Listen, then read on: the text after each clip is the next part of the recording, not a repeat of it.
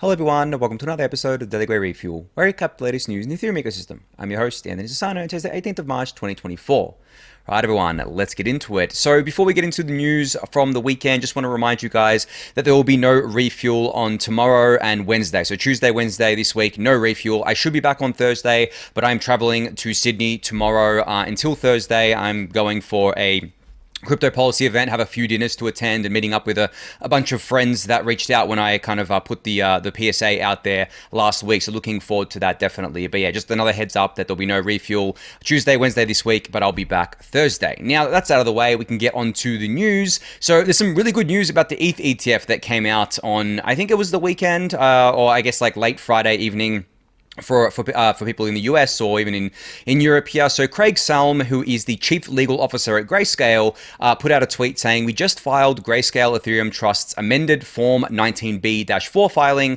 This is an important step in our effort to uplist ETH to the New York Stock Exchange. Investors want and deserve access to Ethereum in the form of a spot Ethereum ETF, and we believe the case is just as strong as it was for spot Bitcoin ETFs." Now, obviously, the reason why this is good news and why this is quite powerful news is because we know that pretty much the only reason, I would say, or at least like the main critical reason why the SEC approved the BTC spot ETFs was because of Grayscale's win against them in court about how they denied the ETFs based on basically nothing, the spot ETFs, even though they had approved the futures BTC ETFs. And Grayscale has been quite, I guess, like adamant and quite clear with their kind of like intentions with the SEC, I think, because they haven't said that they're going to sue the SEC if the SEC denies the spot ETH ETFs. But I think the fact that they sued over the BTC ones and then won that lawsuit, and now they're saying, you know, Craig is now saying, where he says, "We believe the case is just as strong as it was for spot BTC ETFs." I think you read between the lines there and you can basically see that, yes, they're going to go and fight this in court if the SEC does deny the ETH ETFs. Yeah, so that's obviously positive news. And of course, the Grayscale and Coinbase met with the SEC, I think it was a couple of weeks ago or something, to discuss the ETH ETFs. So there is movement happening here, guys. And I know that the Bloomberg guys who've been covering the ETF stuff like to say that it's bearish, that there hasn't been much movement around the ETH ETFs. And I totally disagree with that. As I've said before, the ETH ETFs are a copy-paste job of the BTC ones. There doesn't need to be that much movement around them. And the facts and circumstances, as I've outlined plenty of times already, are basically the same as they were for the spot BTC ETFs.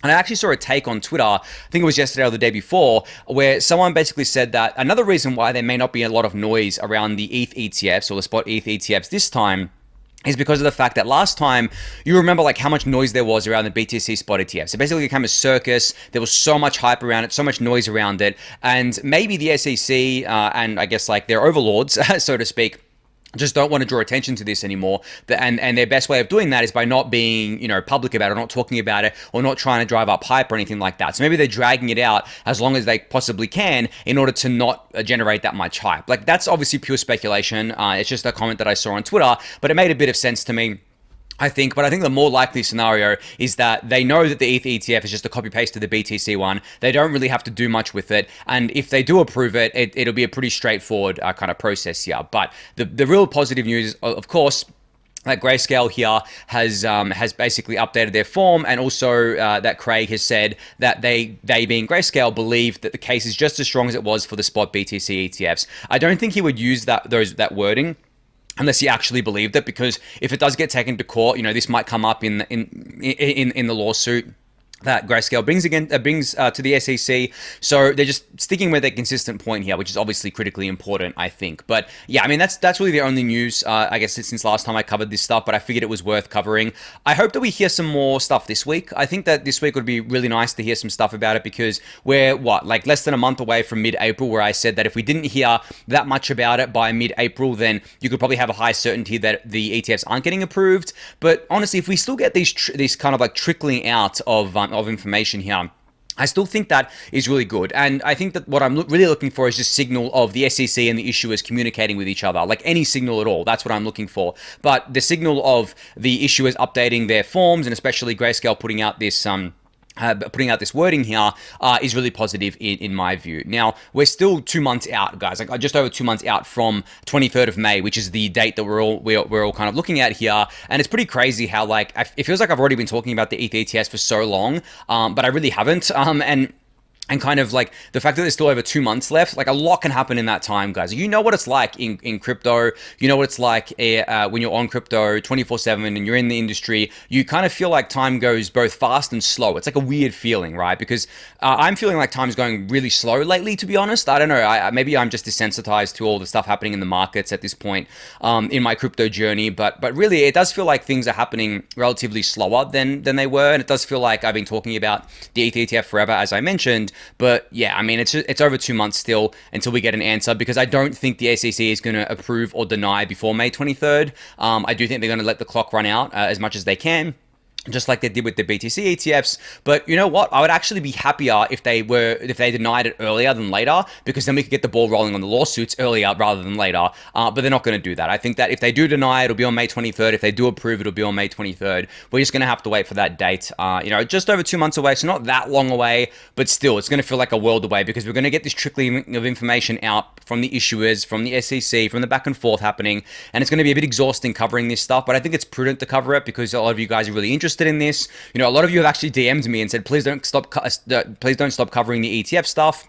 And I don't plan to stop, but sometimes people will comment on my YouTube videos and say like, oh, can you stop talking about the ETH ETF? It's like, well, okay. I mean, you can skip through it because there's timestamps on the videos, but regardless of that, I'm going to keep talking about it there. But anyway, that's it on the ETF stuff. Moving on. So EtherFi announced their DAO and their airdrop details. So the EtherFi obviously is an liquid restaking platform on Ethereum, quite a large one actually. And I should disclose here, I am an advisor to EtherFi, and it is a compensated role, of course. So just so you guys know there. But if we go to rated.network and we actually look at kind of the market share here, I'm actually just bringing it up on my other screen quickly here for you guys. So if we go to rated.network, and you can see it on my screen in front of you, EtherFi is at 1.88% of market share, with 12 entities staking as part of their network right now. Now, I actually think that EtherFi is some really, really good competition for Lido, because they have a lot of listings of both their native token and also their wrapped, I guess like their ETH token, the wrapped ETH token, their LST or LRT,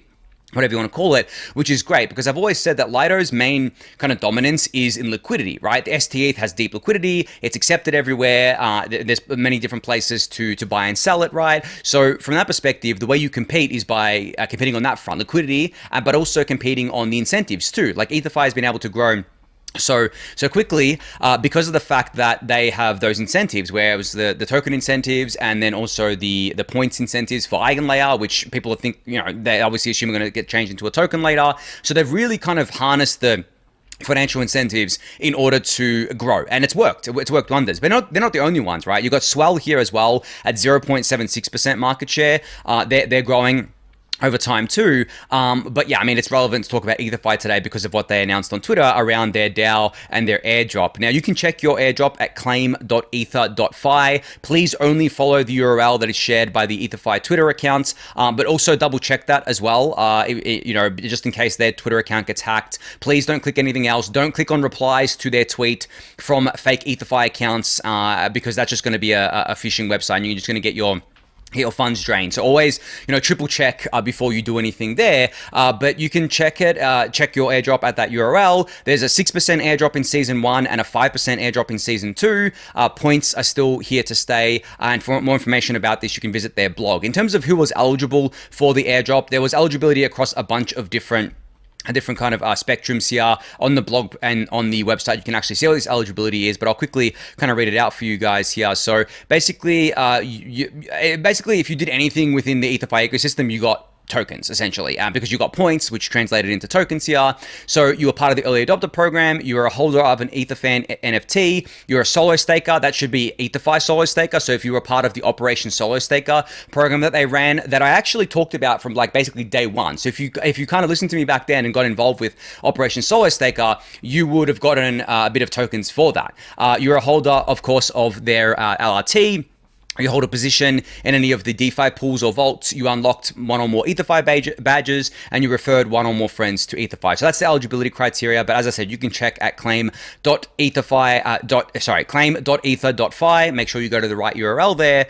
But other than that, before I move on from this, I just wanted to mention one other thing with this airdrop. So Or just airdrops generally, maybe, but like specifically with EtherFi, they actually went back to the drawing board shortly after and basically gave everyone more tokens and kind of juiced people's airdrops based on feedback. But what I want to talk about generally is, just for a minute or so, because I've talked about this before, is just like airdrops in general. When it comes to airdrops, like you're not going to be able to please everyone. That's the thing. That's the kind of catch-22 here with these projects. You know, they need to do the airdrop because if you don't do an airdrop, obviously you're going to get absolutely trashed if you do zero airdrop. It's just not something you can do anymore. You have to do an airdrop, right? But then it becomes a thing of, okay, well, there's a lot of people cybeling the airdrop. There's a lot of people trying to farm it, trying to get their maximum allocation. There's nothing wrong with that in terms of like trying to get your maximum allocation, but these teams are employing more and more, I guess, like methods to filter out cybles. Like if you, for example, if you're like, oh, I want to maximize my airdrop, so I'm going to deposit into EtherFi across 100 different wallets, and then you get disqualified on those wallets because they know that you're doing that. They can see it all on chain, they figured it out, and then you get upset about that. Well, I'm sorry, but you can't get upset about that. Like they're very explicit, these projects, that cybles aren't going to get included in these airdrops. So you're basically trying to just slip through the cracks. And some people do slip through the cracks, don't get me wrong. But there's that aspect to it. And then there's the aspect of how the airdrop is actually done. Like linear airdrop or doing the airdrop basically not based on capital, based on something else. Like there are many different ways to do an airdrop, but it's very difficult. And I think linear airdrops are actually probably the best so far. But still, it's not exactly going to be perfect. I mean, it's never going to be even near perfect, to be honest. But regardless of that, you guys have heard me talk about airdrops a bunch of times before. I'm not going to rehash all of my thoughts on that one. But yeah, congrats to EtherFi for getting this out there. But you can go check this out. I'll link it in the YouTube description below for you to do so. All right, so Parathos shared that there is a new ETH-related, I guess like ETH research-related website called ETH and ETHP and AOPS.io. So it's ETH Panda Ops. Okay, I can't actually see that in the URL there, but it's called ETH Panda Ops, which is basically a bunch of kind of like articles here that will be posted by Parathos and others all about Ethereum. So their first article is a fork analysis of Denkun. So if you're interested in these sorts of things and kind of following along with like the nitty gritty of different Ethereum, I guess like things such as, resource usage of nodes after the Denkun upgrade, what the beacon chain looked like, participation rate, all that sorts of stuff, basically all the stuff that Parathos tweets about because he does a lot of shadow forks for Ethereum and he always tweets out this stuff. Now there's going to be a central repository on ETH Panda Ops here for you to basically bookmark and keep checking back on. So I just wanted to give a shout out there, because this is really, really cool, and I think that it's worth kind of reading their first article, which is the Denkun fork analysis, because it has a lot of great charts, great stats, great I guess like context around what each of these means. So yeah, if you're interested in that, I'll link it in the YouTube description below for you to go check out. All right, so there is a lot to talk about when it comes to layer 2s. Obviously, since Denkun went live with 4844, layer 2s have gone crazy, and there's so much happening on them. So first things first, there is a tweet here from Liam, who works at Optimism. But basically, he tweeted out, beautiful visualization of how L2s are blobbing up Ethereum. Also highlights why the recent span batch upgrade was needed on Optimism here. So essentially, you can see what it looks like over the last 6 hours of when this screenshot was taken, of blobs per epoch here, which is basically every 6 minutes here on Ethereum, and you can see what the blobs kind of look like. So essentially, different, I guess, like layer 2s or different rollups will be posting their blobs and buying different amounts of blobs at different times. You can see that most of them are pretty good. Most of them are pretty standard, but Starknet has had a bit of trouble, not trouble, but like they've been trying to, I guess, like make their blob posting more efficient. And you can see that in the chart, like they've got like bigger blobs than other, bigger, I guess, like bigger blob submissions, I should say, than other L2s and rollups here. But generally, it's pretty uniform, especially from like the Arbitrum and base perspective here. It's pretty good, and I really like seeing that, because it basically shows that there is like an order to it here, and like an orderly settlement layer, as I've discussed before. It's a blog post that I actually wrote a while ago where I talked about this in the Daily Gwei newsletter. It's probably 2 years ago now. I talked about this where I basically said that with the advent of, it wasn't known as blobs at the time,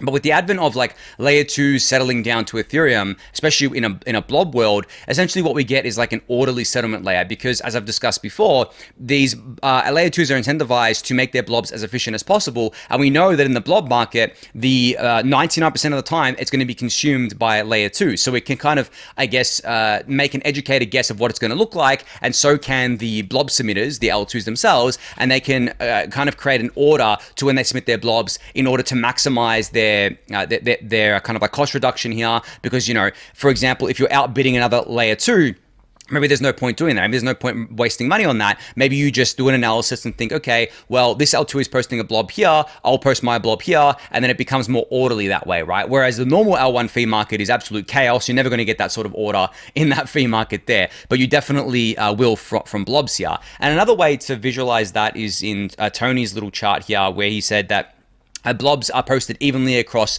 the slots of an epoch here, and you can see what that looks like. Basically, Starknet is consuming a lot of blobs right now, but that's coming down over time and should come down even more. But you can see which L2s or which rollups are using what amount of blobs. So Starknet's using the most. I think Base is probably second place here, maybe tied with Optimism and ZK Sync, but really, once Starknet optimizes their kind of blog posting, I think that they're basically all going to look very similar in terms of the amount of blobs that they're using here. So again, falls into what I was saying about like that orderly settlement layer and what we like seeing with the blobs. But yeah, you can go check out both of those charts for yourself. I'll link them in the YouTube description below for you to do so. All right, moving on. So layer 2 activity is at all-time highs, while layer 2 fees are at all-time lows. And I posted this on Farcaster and Twitter. Basically, a screenshot of L2 beat at the top showing the activity, which is basically the TPS across all of the L2 chains. And then under it, I posted a screenshot from a new website that I came across called gasfees.io. Now, this website, gasfees.io, was created by Coffee here, and I'll link this in the YouTube description for you to check out. But if you actually go to this website, I'll actually go to it on my other screen here and bring it up for you guys. So if you actually go to this website, you can see what the current costs are across like different L2s and of course Ethereum mainnet, and what they are using. Are they using blobs or are they not using blobs? You can see at the top here on OP mainnet, a Uniswap trade currently costs like less than a cent. It's like a fifth of a cent or something like that. A USDC transfer is 1/10 of a cent, and ETH transfer is even lower than that. And then you can see all the other L2s like Base, Zora, Arbitrum, ZK Sync, but then you can see what it looks like for Scroll, and Scroll is not using blobs right now, so their costs are still quite high. They are going to integrate blobs soon, but their Uniswap trade cost is $1.13, and Scroll is an L2. I mean, it's a ZKVM L2, and then you can see Ethereum mainnet, a swap on Uniswap costs $16. So you can see just the orders of magnitude improvement that we've had here with not only like L2s generally with call data, which is what you see with Scroll, but then of course with blobs, where it's just so cheap right now across these different ecosystems here. And Arbitrum is going to get cheaper. You may notice that Arbitrum is 10 cents for a Uniswap trade right now, which is obviously much higher than the others. But today, I believe, on the 18th, they're actually doing the other half of their network upgrade in order to make fees cheaper. So I actually think that their fees should drop down to maybe a little bit higher than OP and Base based on my calculations, but not too much higher there. So it's definitely going to drop down a lot once they implement that. Maybe they've already implemented by the time you're watching this video here. So just a really cool new site that you can go check out for yourself. I'll link it in the YouTube description below. But what I really like seeing is just the fact that once we kind of like added capacity, I mean, okay, technically we didn't add capacity if you want to like take the most technical sense here with 4844. But what we did was we basically reduced fees by creating a new fee market and creating new space, right, for these layer 2s to post to, that space being blobs. And because of this, essentially what happens is that everyone that wasn't priced in before, because let's say it would cost $1 to swap on OP mainnet or on Base on Arbitrum, now it's a sub-cent. You've got like an influx of new people who are coming in and being like, okay, well, I can trade now, right? Like I can trade for a lot less than what I could. It's worth my time to be on here. I can speculate on meme coins, whatever else you want to do. But then on top of that, you've also got a lot of the bots that weren't running before, a lot of the kind of like, I guess, so there is MEV happening on these L2s, but it's not like on mainnet because the L2s currently have like one sequencer. So you can't control the order of the transactions. It's not like you have an MEV boost network on there or anything like that, but there is still MEV to be had, and there are definitely bots on these networks, of course. They're not just humans, so it's kind of that induced demand that that I was talking about, where essentially because fees are so cheap now and they've gone down like 90+%, there are all these users and of course bots coming onto the chain and getting more value out of it. I mean, I know a lot of people, for instance, are on Zora right now, just like minting NFTs for free because it, like the NFT itself costs nothing, and then it's basically free because the gas fee is so low. I mean, you can see here on Zora, in order to, I don't know what the, actually I should go here to see this.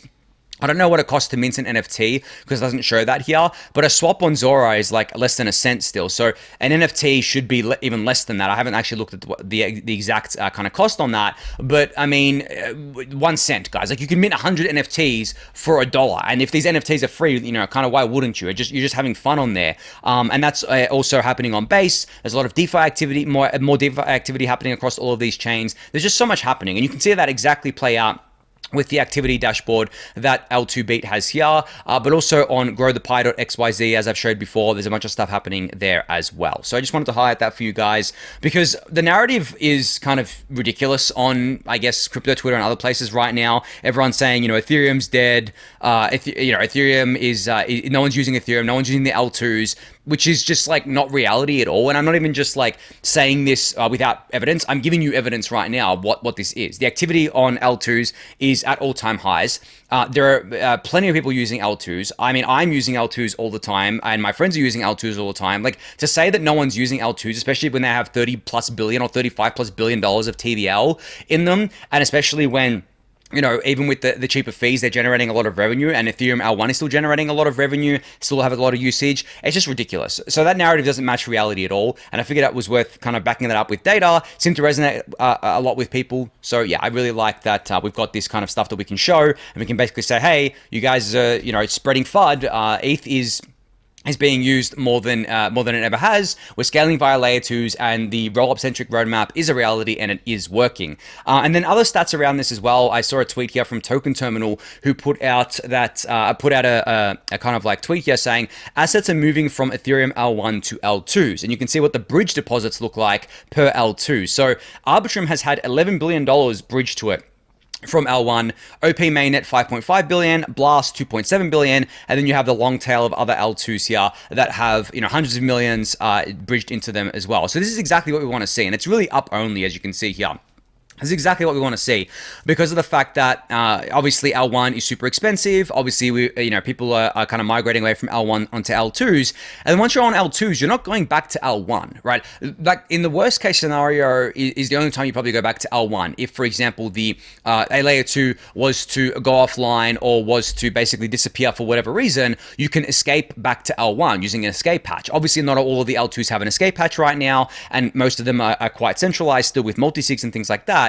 But Arbitrum, for example, has an escape hatch to L1, and you can actually use it if you really needed to in order to even like not just withdraw your funds, but to like unwind positions on Arbitrum. If for some reason Arbitrum has gone down and it's been down for like 10 hours and like, I mean, it's never done this, but let's just give you the worst case scenario here. Let's say Arbitrum's been offline for like 10 hours and you're thinking to yourself, wow, like this sucks. I really wish I could get my funds out right now because I'm scared and I'm worried that my fund, that when Arbitrum comes back online, maybe I've got like a position where it's going to get liquidated or something, or maybe I just don't have faith in the Arbitrum team that it's going to be back online. You know, things like that, right? So you can exit to L1. That's the beauty of the L2s. I mean, that's the beauty of the roll-up centric roadmap, or one of the beauties of it, of course. But I just figured that was worth highlighting for you guys to show you that people are definitely migrating from L1 to L2, and that's exactly what we want to see happening. That's not like a bug, it's a feature. It's like the biggest feature that we want to see happening. So yeah, I'll link this in the tweet for you guys to check out for yourself, but kudos to Token Terminal for putting this out there.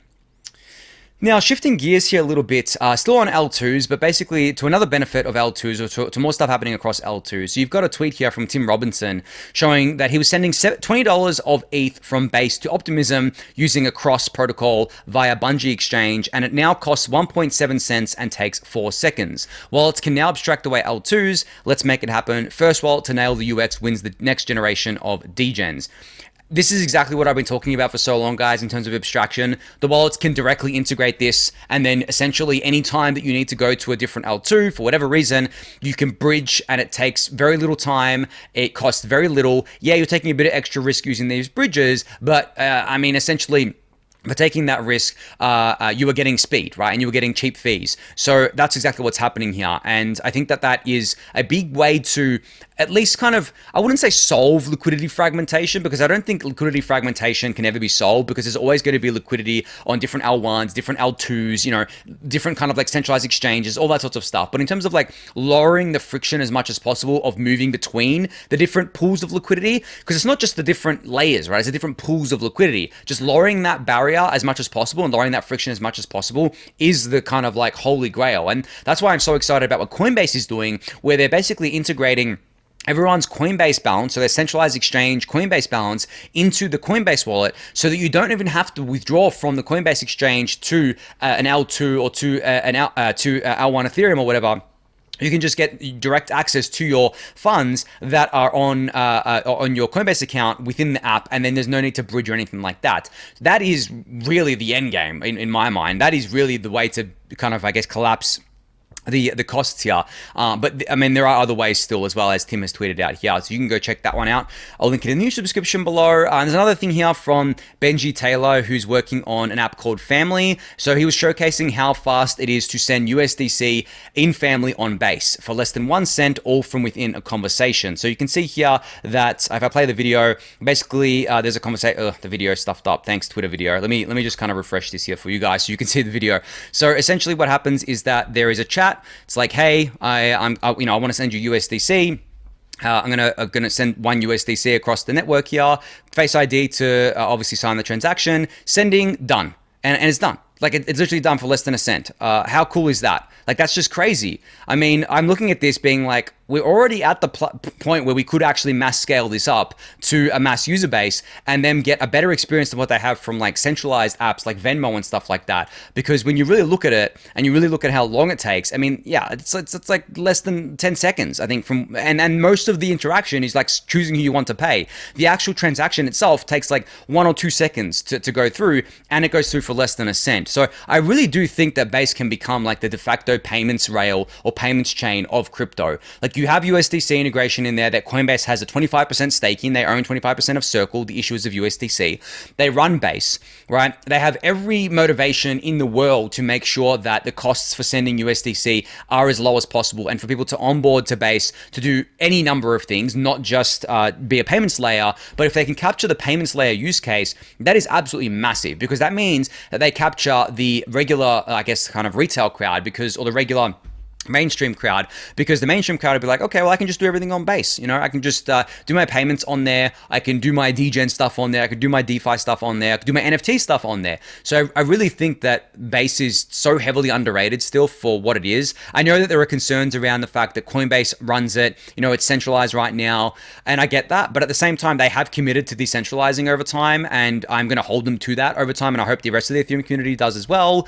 You know, Jesse Pollack, the lead of Base, gives me no reason to think that they won't be doing that. And I think for Coinbase, it's actually good for them to decentralize Base, because it means that they can't be like, I guess, attacked by regulators over it, which is obviously a net positive for them. And they still get a share in the network, obviously, because of they can do a bunch of different things like take fees through the Coinbase wallet. That, you know, Circle, for example, the biggest Circle gets, they get fees from that, from conversions and stuff like that. So and obviously from the yield that they earn from the USD in a bank account. So there's all different ways to monetize here. So them decentralizing Base, I think, is a plus EV, as we call it, move, like a very plus EV move. I actually don't think that, I think that keeping it centralized is actually a very big liability for them. So I do think that they're going to decentralize it over time. But anyway, you can go check out this video. I'll link it in the YouTube description below for you to do so. Now, finally here, I just wanted to highlight this really, really cool set of photos that Afri posted on Twitter today. So Afri has been a long time Ethereum community member, core developer, been amongst it. I mean, events organizer. Like he's been in it since before I got into it. I remember when I got into it, he was working on the parity client. He's been in and around a bunch of different teams. I'm not sure what he's doing these days. I don't think he's actually employed with any company these days. But yeah, I mean, anyway, he's been around for a very long time. But what he shared on Twitter was a few pictures of his wall-mounted Ethereum validator. So as you can see here, he has a pegboard where he's basically wall-mounted 6 Raspberry Pis and has a bunch of, I guess, like full nodes and validators running with a screen attached to it as well. So this is awesome, guys. Like, I saw this and it actually inspired me. I'm actually going to do something like this. I'm going to get myself a pegboard and then do something similar here. I'd love to, in the middle, have like an Ethereum logo of like using like a rope light, and then have that light up as like purple or orange. Purple and orange are like my favorite colors, so I'd love to have those those up there on that. But that's just me thinking out loud. But I just thought this was really, really cool. I think that because obviously Ethereum encourages solo staking, home staking, running a full node at home, you can get really creative with it. There's no need to just, I mean, it depends if you want to get creative with it. I mean, if you don't, that's fine, but there's no need to just like have it sitting in a little box and then have it tucked away in a wardrobe or something. You can get really creative with it, have it on display, make it like an art piece. And it really can be an art piece. And, the Bitcoin community has been doing this for a long time as well, because obviously it's very easy to run a Bitcoin full node. I would say like just I think it's easier than an Ethereum full node because it's faster to sync. But I mean, they're pretty much the same in terms of ease of use to kind of run a full node. But then of course you can add validators to Ethereum full nodes as well here, and add them on low powered devices like a Raspberry Pi or anything else. So yeah, really cool to see that. And I guess I'll just link this in the YouTube description below for you guys to check out all of these pictures. But I think on that note, that's going to be it for today. It's just a reminder again, no refuel tomorrow and Wednesday. I will be back on Thursday with an episode to catch you all up on stuff that I missed over the next couple of days. But that's it for today. So thank everyone for listening and watching. Be sure to subscribe to the channel if you haven't yet. Give it a thumbs up, subscribe to the newsletter, join the Discord channel, and I'll catch you all on Thursday. Thanks everyone.